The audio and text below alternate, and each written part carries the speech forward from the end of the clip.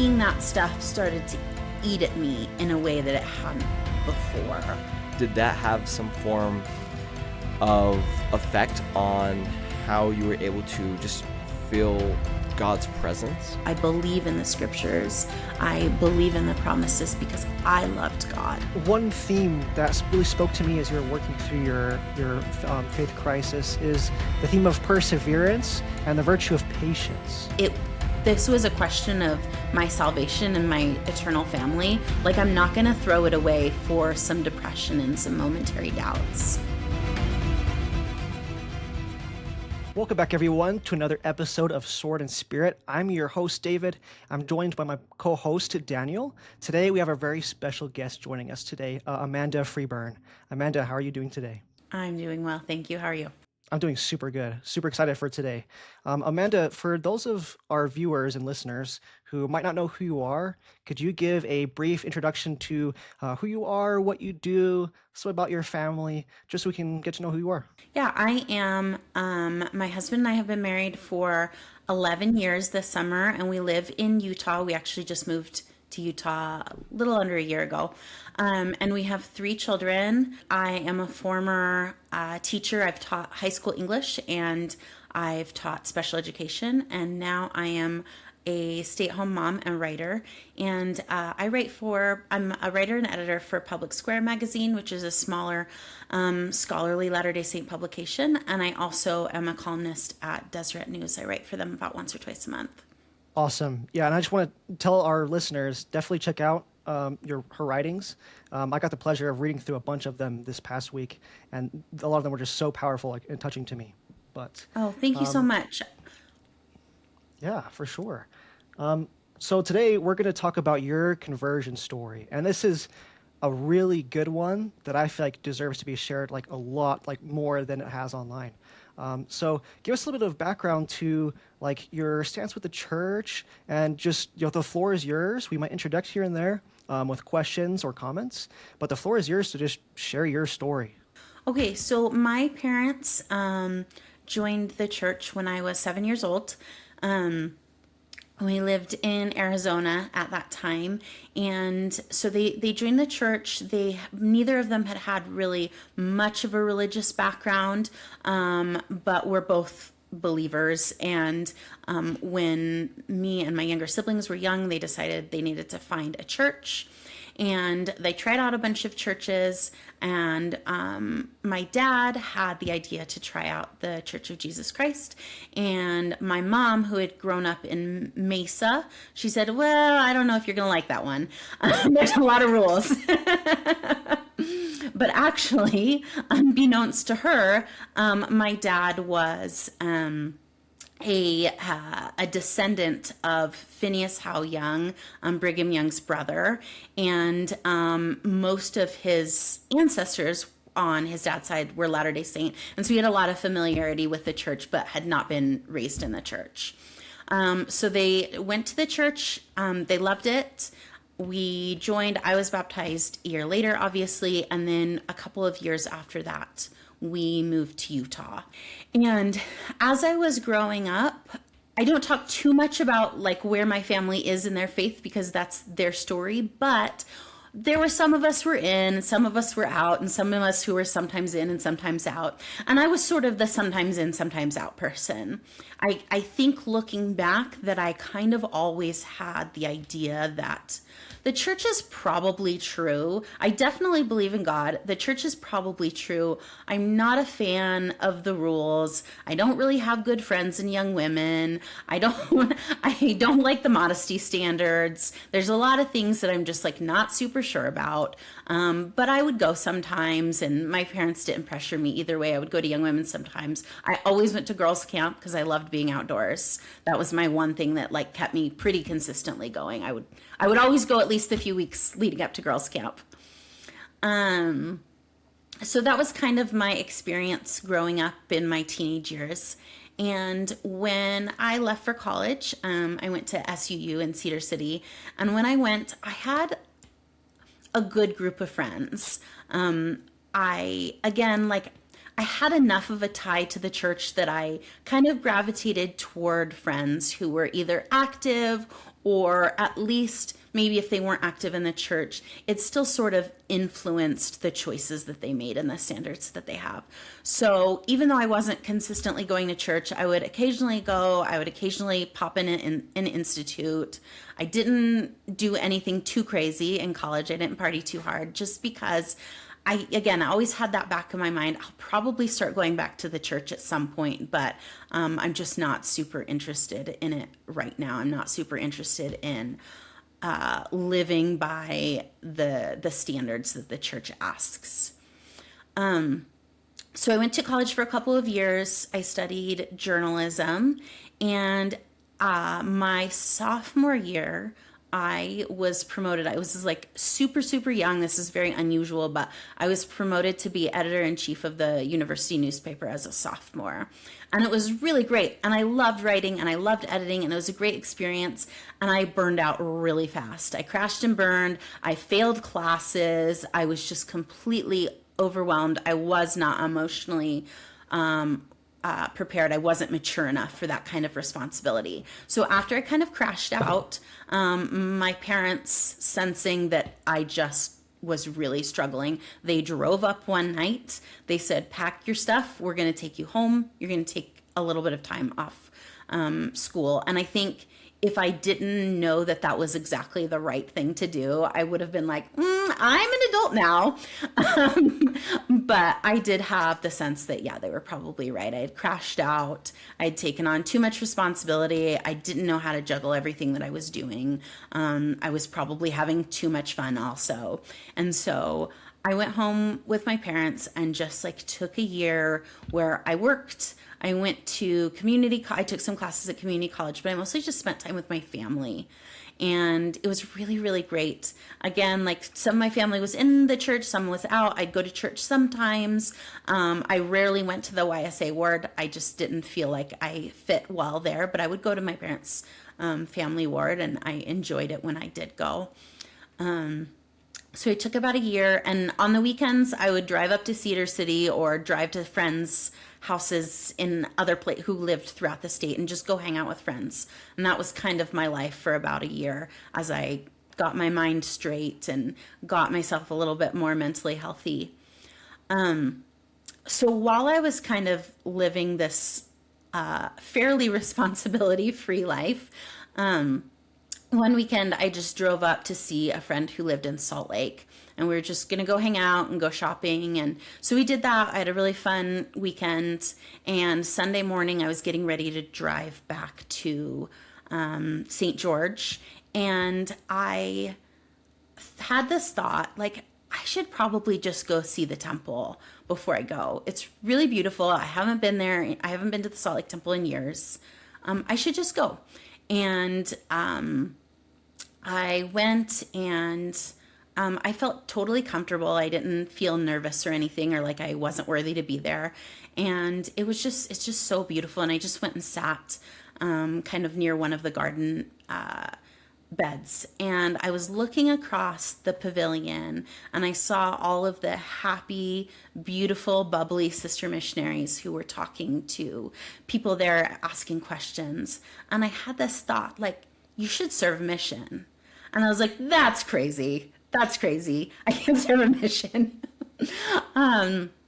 But the thought was persistent, and I sat there for a while, and I said a prayer. I don't remember what I prayed, but I sat there for a little while. I prayed, and then I felt like, okay, it's time to go home. I got in my car and I started driving, and all I could think about was that thought: you should go on a mission. You should go on a mission. And I was probably 3 hours into the 4-ish hour drive home, and I called my mom and I was like, I'm going to serve a mission. And she did not respond like, Amanda, you drink coffee every day. Amanda, I don't remember the last time you went to church. She said, okay, let's do it. And so I did. I stopped drinking coffee. I adjusted to wearing knee-length shorts. I started going to church every week. And I got it together. And I still had a lot of hang-ups.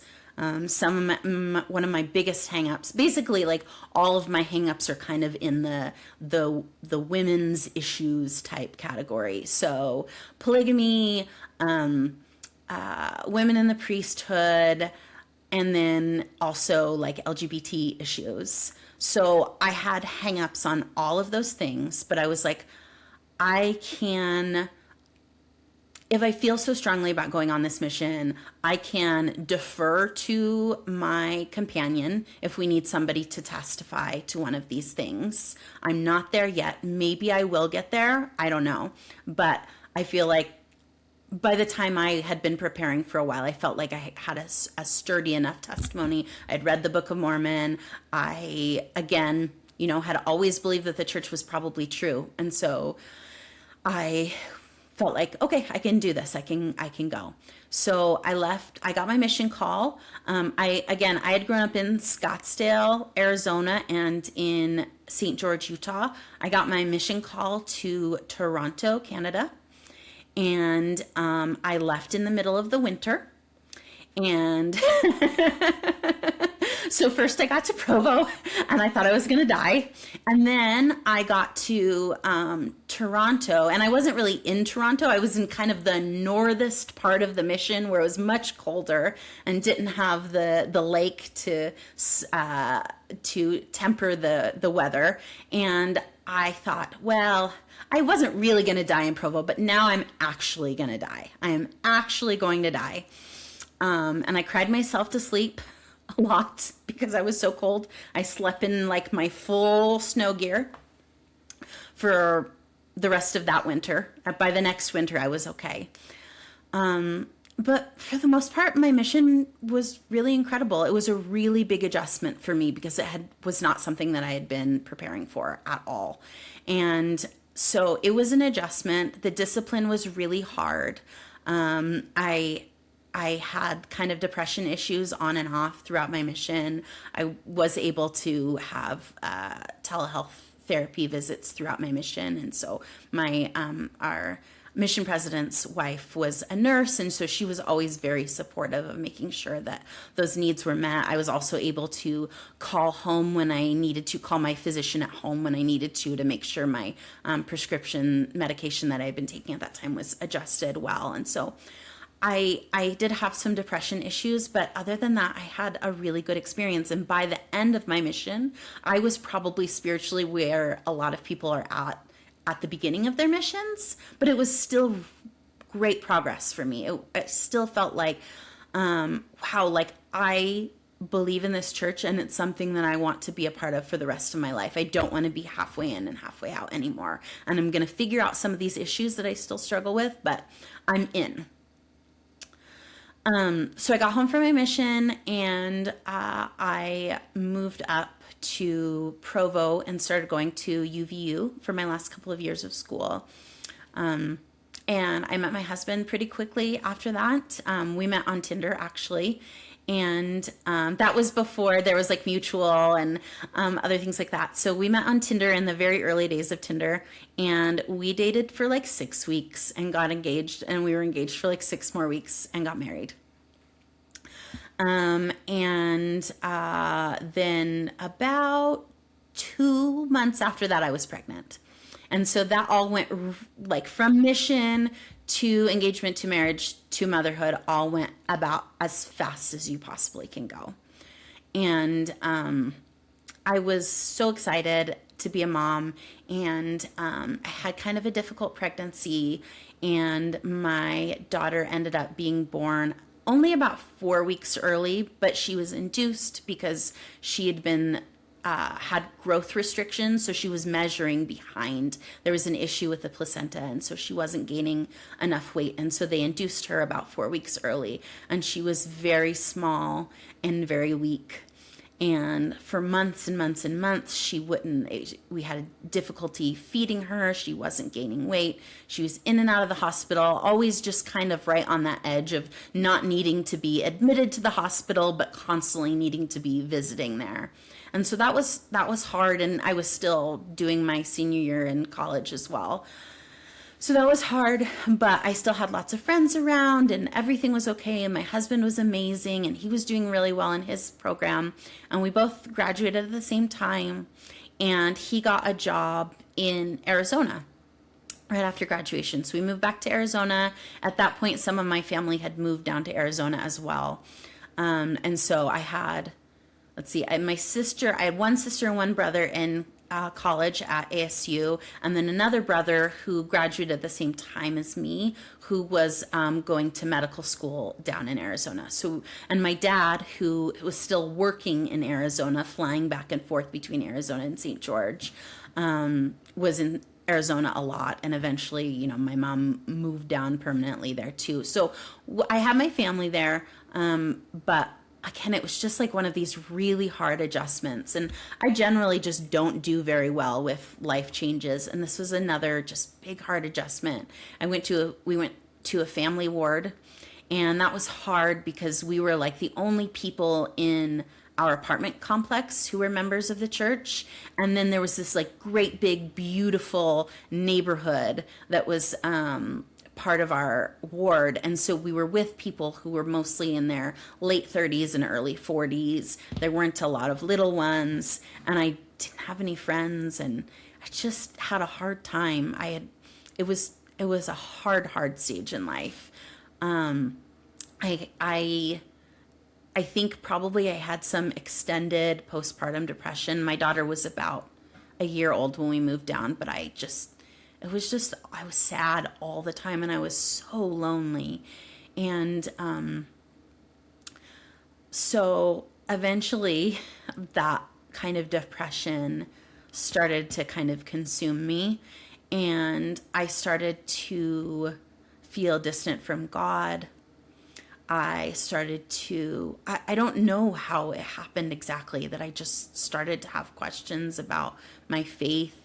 It was just a little bit of an existential crisis that just kept growing and growing and growing. I had seen many times on social media people posting like CES letter stuff, anti-material, and normally I'd just been like, no big deal. Especially because I actually grew up learning a lot about church history because my dad had so much family background in the church. I knew all the bones. I grew up about 15 minutes from Mountain Meadows. So I was like between St. George and where Mountain Meadows is near Enterprise. And so I'd been to Mountain Meadows multiple times. So I knew a lot of the ugly stuff. There wasn't anything that like shocked me, but I think seeing that stuff started to eat at me in a way that it hadn't before. And then all of my hang-ups that I had never really resolved, the women's issues, the polygamy, the LGBT stuff, it just kind of took over to the point where I was questioning God, which was not something that I had ever wondered before. Again, I knew there was a God. I figured the church was probably true. I'd never questioned God. And I didn't believe anymore. I couldn't find a way to make it work.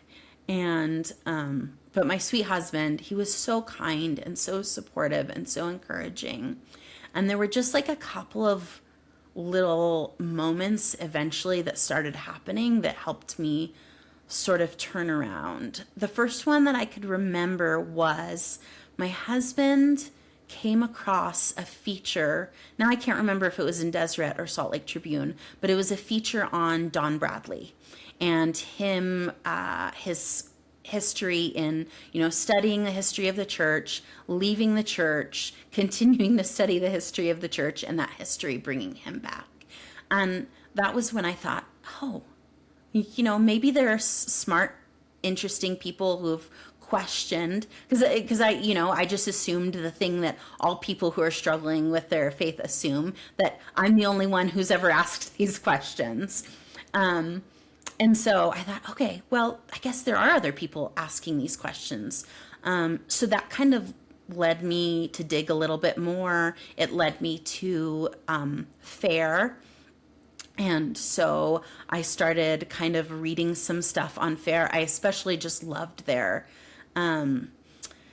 page that they have testimonies from scholars. That was the thing that like really, really, really helped me a lot.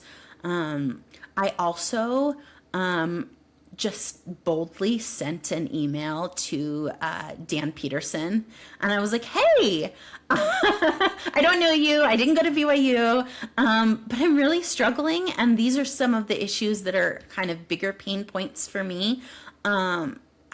Like, can you help me at all? And he emailed me back within like 24 hours, the most gracious email. He probably doesn't remember this because I don't think I've ever spoken to him since, but he sent me the most gracious email, and he just sent me a few things that either he had written or talks that he had given at FAIR, as well as from some other scholars that he thought would be helpful. And even though, we just kind of went back and forth that one time, that kind of generosity really made a huge difference for me. I thought, wow, that was just so good of him. I'm sure people email him all the time with these kinds of questions. So that was another thing that just kind of kept me going. I think another thing that kept me going is I'm like a reader. I read a lot. And so I bought a bunch of books. There was Michael Ash's Shaken Faith Syndrome, which is kind of old now, but that was the big one then. So I read that one. Eventually Crucible of Doubt came out. I really loved that one. So I was just a big reader, and I think that helped a lot as well. And then the last thing, like once I had kind of started to be like, okay, I'm going to figure this out. I had been praying a lot for kind of just an acknowledgement that God was there and listening. And I had a couple of things happen. Number one, I had an impression one morning that I needed to give it a year. Like if this was a question of my salvation and my eternal family, like I'm not going to throw it away for some depression and some momentary doubts. And so I really liked that thought. Like, I can give this a year. I don't have to make up my mind right now. I can not believe in anything, but I can just keep trying for a year, because if this is true, then gosh, it's worth it. And then the other big kind of spiritual experience I had, or impression that I had, was the general conference where President Nelson had been called as the president of the church, was kind of when I'd been in the depths of it for a while, and I was starting to be kind of on my upswing. And so I went into conference and I was like, Heavenly Father, please just give me something out of this conference. I don't know what it needs to be, but give me something that speaks to me. And I think I got myself a little too excited and a little too worked up, because I watched the whole conference, and the whole time I was like, oh yeah, that's nice. And I didn't feel anything though. Like I didn't have one of those moments where I was like, gosh, he was just speaking right to me. And, toward the end, as the last session was kind of wrapping up, I was really sad. I was really sad because I had believed that God was going to speak to me. Like I was taking a chance and taking this all so seriously. I was sure that if God was there, like he would speak to me. And I knew that I wanted that. I always wanted the church to be true. And because if it is true, it's like the greatest story ever, right? Like, why would you, I don't know. I just felt like the promise of eternal families and everything about the church, the amazing people that I encountered, I felt like, yeah, this is worth it. So the conference is wrapping up. President Nelson is doing his sort of last short talk, and he's about to announce the temples, and I'm in the kitchen kind of getting ready for dinner, just like chopping vegetables. And he gets up and he starts to announce the temples. And I think there's like a lot of temples at this time. I think there was like 8 or 9. and he got to the last temple, and it was Russia. And I have no connection to Russia. Well, that's not true. I have some ancestors on my mom's side from Russia. But like no sort of sense of like, oh, those are my people. But he got to Russia and he announced the temple. And I just like, I felt something, and I don't really, like, I've never been able to describe it, but like, if my whole body just felt like so deeply, like it wasn't a happy feeling or a sad feeling. It was just like such a depth of feeling. And I felt so strongly and so deeply. And I just like, I collapsed. I fell to the floor, and I just knew that that was God who was wrapping his arms around me. And everything didn't get better immediately after that, but I knew that everything was going to. So around this time, I also had been engaging a lot in faithful faith crisis support groups, and one of them that I had been involved in was called Uplift Community of Faith, and it started, you've had Leo Weiniger already on your podcast, it was started by him, and he kind of reached out to me, and he's like, I know you're not there right in your faith right now, but like, would you help, run the group? Would you help, all I had to do at first was just accept questions, submissions, accept friend or group join requests. And so at first I was just kind of doing some of that stuff, but I really just enjoyed the discussions that were in that group. I thought there was like a lot of depth. And so I ended up being involved in this group for like several years. Eventually Leo took a break, and for a few years I wound up running the group. And now another one of your previous guests, Roseanne, kind of oversees it. But for that time in my life, it was just great to have people to talk to as I was rebuilding my faith. So that was really helpful. Probably 3 years after that, I had just been building and building and building, and was feeling really solid about my testimony. And so I got an email from a guy who, his name's Christopher Cunningham, and I had interviewed with him right out of college to do an internship, a writing internship with the More Good Foundation. And this was like before, I had been struggling with my faith. So I had interviewed with him, I had gotten the internship, but then we ended up moving to Arizona. And that was before everything was online. So I just ended up declining. So then he reaches out to me and he says, hey, I remember I really liked your writing. I'm starting a magazine. I'm starting a faithful magazine. I'm wondering if you would ever be interested in submitting anything. And I was like, yeah, that sounds amazing. I would love to. And so I hadn't done much writing in a long time. I'd been working as a tutor, helping people write, but it was just high school students. But yeah, I hadn't really done much formal writing. But I got back into it, and it seemed to work really well. And so I was there a couple of years, and then one of the editors there ended up moving over to Deseret News. And so that was kind of how I got roped into also writing for Deseret News. And during this time, I was also teaching. I was raising 3 young kids, and was trying to support my husband in his early days of career. And so everything was crazy and everything was a lot, but the Lord just kept taking care of us, and I just kept loving the gospel. And so then about a year ago, we moved up to Utah, and I ended up being able to sort of transition to having an editor position at Public Square, having a column at Deseret. I don't teach anymore. I just get to write about my faith, and I get to be with my kids. So I'm so grateful for the way that the Lord has blessed me and supported my faith. I still think of myself as a person who's just like really prone to wander. I really, really resonate with that hymn, Come Thou Fount, because I all the time have doubts and struggles and frustrations and periods of depression. But for some reason, the Lord is just always pulling me back.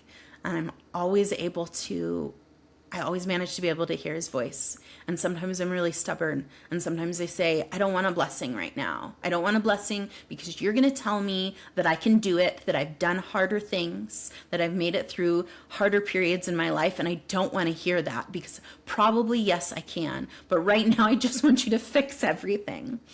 I've been stubborn about going to the temple where I've said, God, I can't be there right now. I'm not faithful enough. I'm not worthy. I can't be there.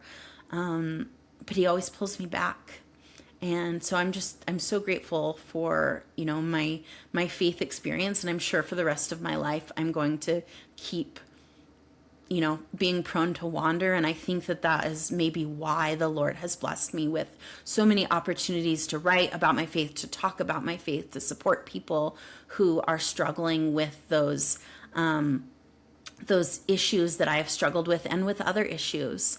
And I guess I should probably add in that, like, in the years following kind of my big spiritual experience, I did sort of resolve a lot of those women's issues. I'm okay with polygamy now. I don't have all the answers, but I'm okay with it.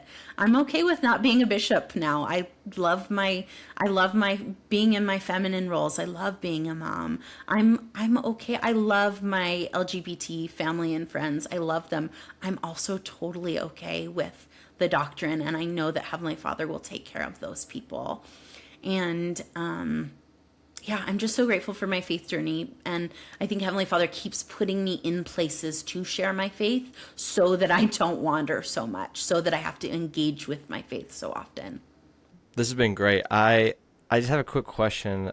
You were mentioning a little bit how kind of at the beginning of your faith journey, or some of the things that you were struggling with, or as you said, the hangups that you had were things like women's issues, or like LGBTQ issues.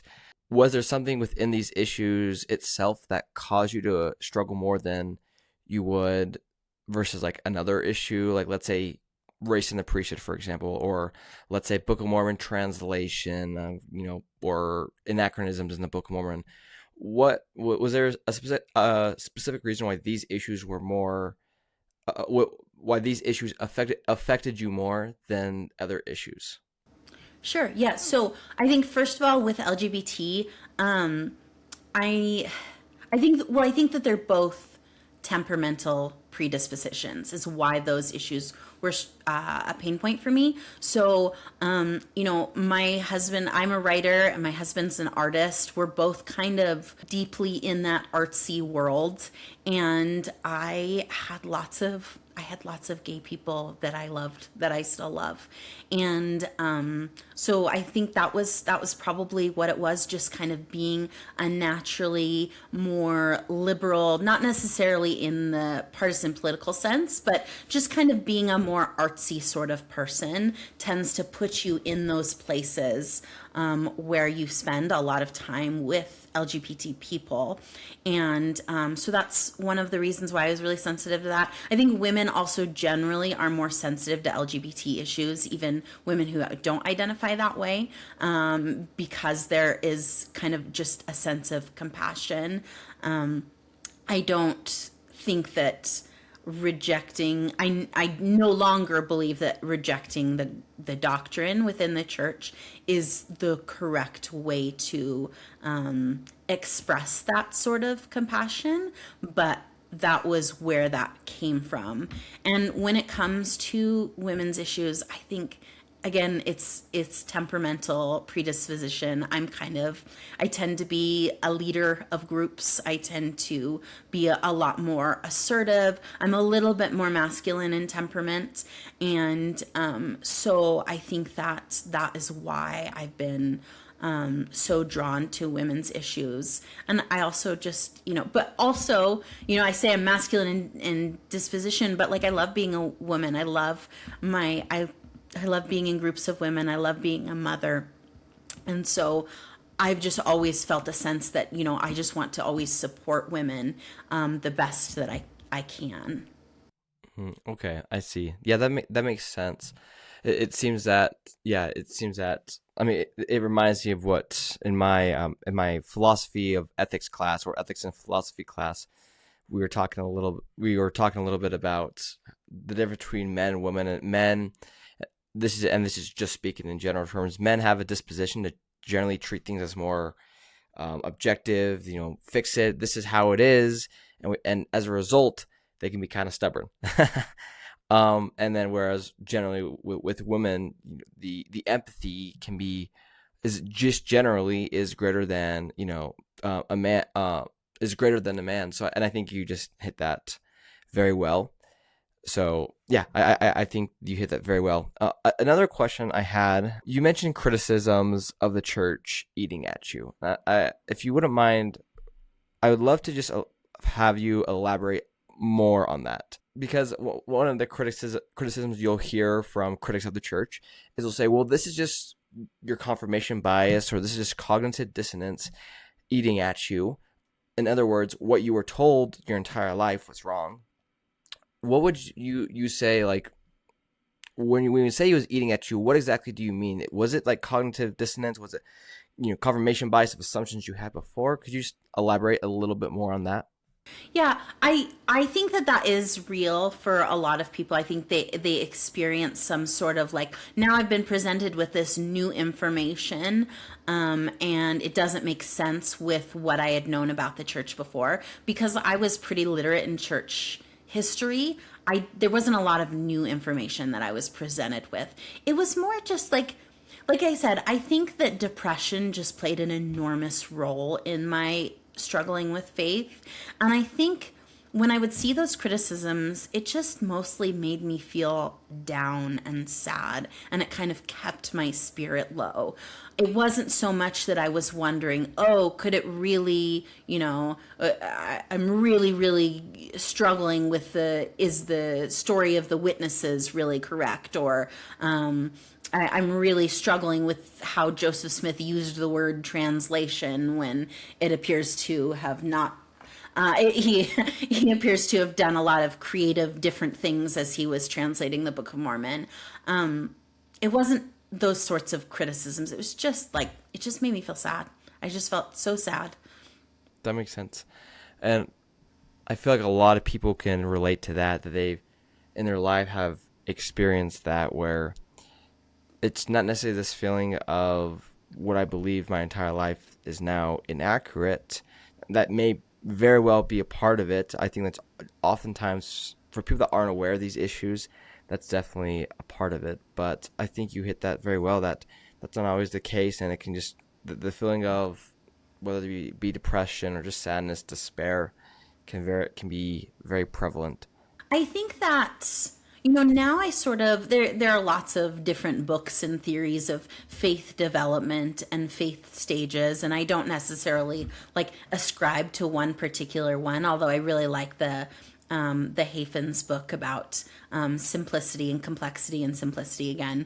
But I do look back and think, what would have happened if I wasn't exposed to so much like faith crisis media and faith crisis stuff on social media?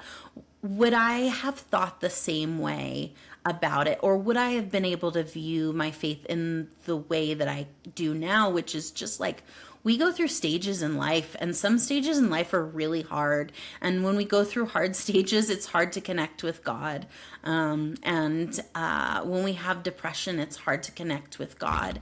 And that doesn't mean that it was necessarily that like my faith was doomed to crumble or there was something wrong. I was just like developing more. I had been a child, and now I was a mother, and I just had so many more things to learn.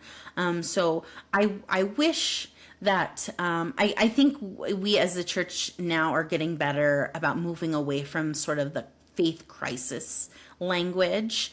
I just wish I wouldn't have thought of it as like, oh, this is the moment when everything crumbles and I will never be able to repair any of it. Yeah, it's like I think a better term for it is faith maturity, where in order for something to grow, we talk about it all the time in our education. It can't just stay stagnant. It needs to grow and be mature, be fortified. I absolutely would agree that with faith, it's the exact same way. It needs to grow. It needs to be mature. It's not supposed to remain exactly how it was in primary. And I definitely agree with you. I think we as a church have gotten better at that. And there was a key word that you just used and that I want to ask you about. You mentioned depression. And I feel like oftentimes something that's I know is prevalent in a lot of people's stories or a lot of people's experience, I know is prevalent in my experience, was that of mental health. And how mental health at times, not always the case, but how mental health can get in the way of being able to hear the voice, the still small voice, to hear the Spirit, hear our Heavenly Father, to receive revelation. With your experience, with everything that you went through at this time, would you say that that was somewhat affecting your experience, like the feeling of just being numb, just being sad, depressed? Did that have did that have some form of effect on how you were able to just feel God's presence? Yeah, yeah, absolutely. I think that I didn't feel emotionally good ever. And a lot of times, also, when you're depressed, you have a tendency to reject those things that would make you feel better. If you are really, really struggling, a lot of times something like getting out in the sunshine and going around to walk around the block. It's not a cure for depression, but it can like pick you up a little bit. But oftentimes, even knowing like, yeah, I basically always feel a little better when I get up and go for a walk. I You still don't do those things, and so I think just being in a place where I wasn't taking care of myself spiritually or emotionally, or even recognizing necessarily it as depression, made it much harder to connect with the Spirit. But I luckily, for whatever reason, just kind of kept wanting to try. And would you say, just as you kept striving, as you kept trying, I mean, you've shared your story today. Do you personally feel like you've been able just to grow through that, and you've, I guess, conquered your struggles as far as mental health goes, or is it still kind of a part of your faith journey to this day? Yeah, I think that I think that it's something that I'll always kind of have to be watchful for. Um, Last year, my husband, when we moved to Utah, it was because my husband had been laid off at the beginning of the year when there were all those sort of tech layoffs. My husband was laid off, and he got this job in Utah, which was actually like a dream job for him, but it was still really, really it was a hard adjustment. All my family was in Arizona at that point. I really, really struggled with it, and I ended up back pretty depressed again for a long time, and it did make it hard to be close to God again. And so I think it's always going to have to be something that I'm watchful for. But now that I'm so aware of the fact that depression impacts my faith, and more aware of like what I can do, and probably a little bit more resilient, and more willing to push myself to go for that walk around the neighborhood, it's easier now, for sure. But I also think that, I'm not naturally like a warm, happy, optimistic kind of person. I'm kind of dark and broody. And faith is like supposed to be hard, and while I don't think we should minimize the joyful blessings of a life of faith. Faith is hard, and God asks a lot of his faithful people. And I think that had I had a better sense of like, yeah, there are going to be times where faith is really hard, maybe I could have gotten through that a little bit easier. I really like Flannery O'Connor. She was a Catholic writer in like the 30s and 40s ish. And she wrote like Gothic novels, but she did write about her faith quite a bit. And she has this really beautiful prayer journal. And she talks a lot about just like feeling like I want you, God. Like I want to connect with you, but like I keep getting myself in the way. It's so hard. And she also wrote something beautiful where she said, people think that having faith is like an electric blanket, but actually it's the cross. And I think that we can have like maybe a little bit better of a perspective sometimes on like, yeah, there will be times where your faith ends up being really, really hard and you should do it anyway. But don't always expect everything to come easily, and don't always expect just because you pray about something or you fast about something or you're doing your scripture study every day and you're going to the temple every week that everything is going to feel good and everything's going to work out the way that you want it to. Well said. It's not all sunshine and rainbows, as they say. So a question that I think some of our listeners could benefit from is, what advice would you give to those who want to help people who are going through the same things that you went through? Like, what are some things that we should do? What are some things that maybe we should avoid? The first thing is be the kind of person that people can talk to. Like whether or not you know somebody who is currently struggling with their faith, I think we are all going to have to like get comfortable and get used to the fact that at some point, someone we know, somebody we love is going to be struggling. And the best thing that you can do is be someone who they already trust. Because I had lots of amazing people in my life when I was struggling with faith. And for some reason, I just still felt like, other than my husband, maybe it was just because I felt like it was such a personal matter, but like I didn't talk to anybody in my life outside of my husband about it. And so if you can just be the kind of person who anybody feels like they can talk to about their struggles, I think that's the most important thing. I think it's kind of cliche at this point, but if someone does explicitly come to you and say, I'm struggling with this, like the worst thing you can do is like try to solve their problems immediately.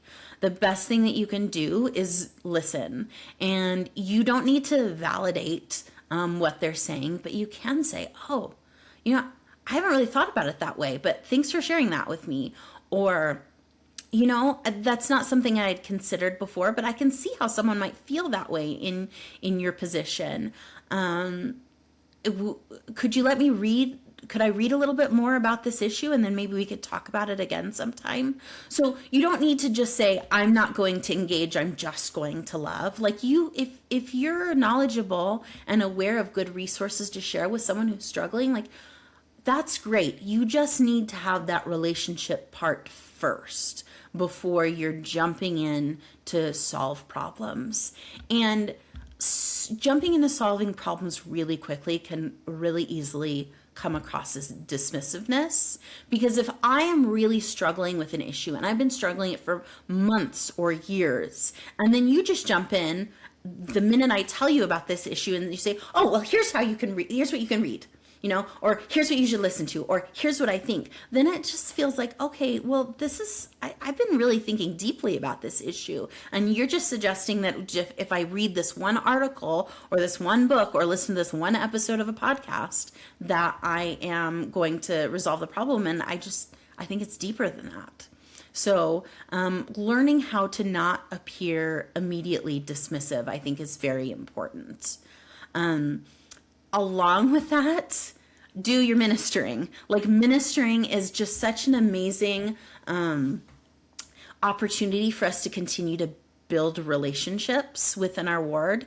And I think that people just sort of treat ministering like home teaching and visiting teaching light. Like I don't have to do quite so, like I don't have to prepare a lesson. So look, this is easier.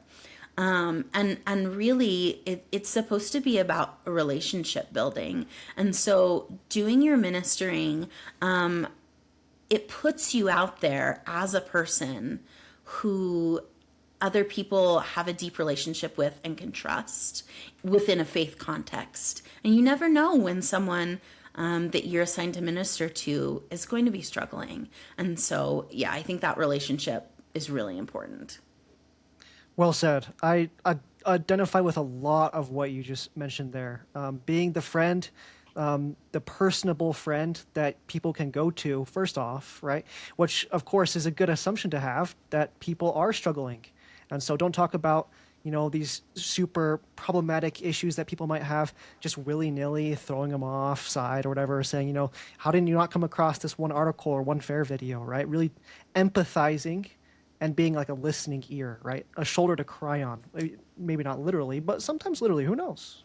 And so I really like that. Right, because so many of these problems, they're not just the one thing. Like you can say, yeah, I'm really struggling with race in the priesthood, or I'm really struggling with some of these historical issues, or I'm really struggling with LGBT. But like the solution to those is certainly not exclusively like here's an article that has a better perspective. It's like allowing Heavenly Father to speak to your heart about this issue and to continue to enact conversion.